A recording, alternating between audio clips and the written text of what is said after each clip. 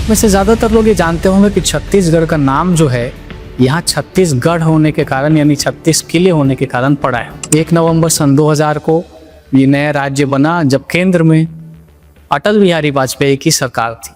लेकिन क्या आप ये जानते हैं कि ये 36 जो किले हैं, छत्तीसगढ़ हैं, वो कौन कौन से हैं, कहाँ हैं और आपका घर किस गढ़ के अंतर्गत आता है? अगर नहीं जानते तो इस वीडियो में आगे हमारे साथ बने रहिएगा, क्योंकि ये जानकारी हम आपको इस वीडियो में देने वाले हैं। नमस्कार, मैं नितेश गिरी और समय 36 न्यूज़ आप देख रहे हैं। तो आइए बिना वक्त गंवाए जान लेते हैं कि छत्तीसगढ़ के वो कौन से 36 गढ़ हैं, 36 किले हैं जिनके नाम पर राज्य का नाम पड़ा है। ऐतिहासिक रूप से ये गढ़ कलचुरी राजवंश के दौरान मुख्य रूप से 2 शाखाओं में बटे थे। उत्तर में रतनपुर शाखा और दक्षिण में रायपुर शाखा। इन दोनों के बीच शिवनाथ नदी एक प्राकृतिक सीमा का काम करती थी और शिवनाथ नदी के उत्तर में जो है रतनपुर शाखा, उसमें 18 गढ़ थे, 18 किले थे और दक्षिण में जो रायपुर शाखा है उसमें भी 18 गढ़ थे, 18 किले थे, यानी दोनों मिलाकर 36 गढ़ यानी 36 किले, जिसके नाम पर इस प्रदेश का नाम जो है छत्तीसगढ़ पड़ा है। अब जान लेते हैं कि ये 36 गढ़ जो है कहाँ कहाँ पर है, जिससे आपको ये भी पता चल जाएगा कि आपका घर किस गढ़ के अंतर्गत आता है। तो सबसे पहले आइए देखते हैं उत्तर के रतनपुर शाखा के जो 18 गढ़ हैं उन्हें।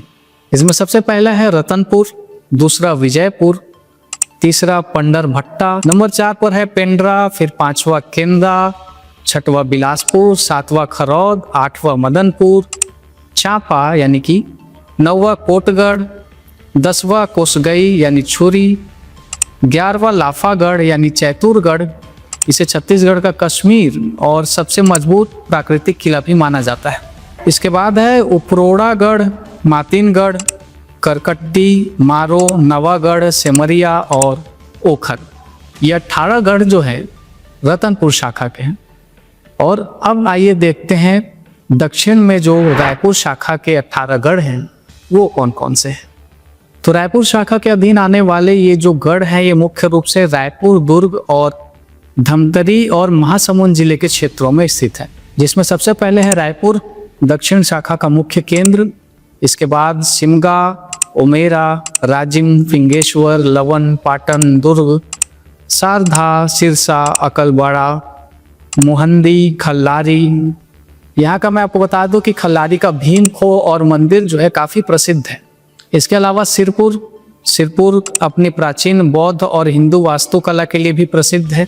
सिरपुर का लक्ष्मण मंदिर भी काफ़ी प्रसिद्ध और ऐतिहासिक मंदिर है, आपने सुना भी होगा या आप में से कई लोग वहाँ गए भी होंगे।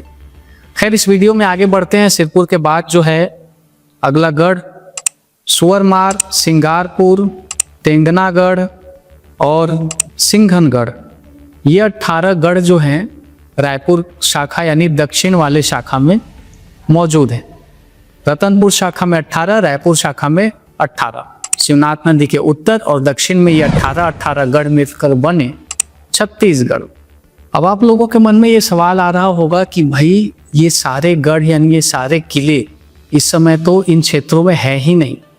तो ये सवाल बिल्कुल जायज़ है और ये सच है कि वर्तमान में समय जैसे जैसे लंबा समय बीता है इतिहास से अब तक आने में, इस बीच बहुत सारे जो ये किले हैं, गढ़ हैं, खंडहर हो गए, बहुत सारे नष्ट हो गए।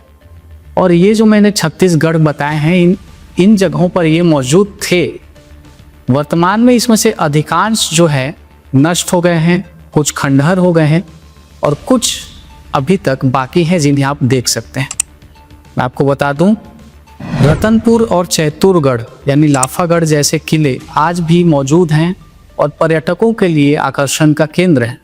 इसके साथ ही मैं आपको ये भी जानकारी दे देता हूँ कि कलचुरी काल में एक गढ़ के अधीन 7 बरह यानी 12 गांवों का समूह जो होता है उसे कहते हैं होते थे।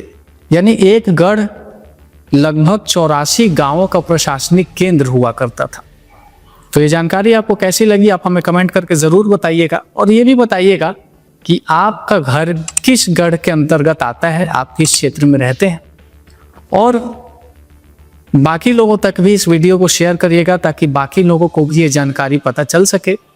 और इसी तरह की खबरों के लिए, नई नई जानकारियों के लिए, जनहित के मुद्दों को उठाने के लिए और छत्तीसगढ़ में निष्पक्ष पत्रकारिता के लिए समय 36 न्यूज़ देखते रहिए। इसे सब्सक्राइब कर लीजिए और आगे भी हमारे साथ बने रहिए।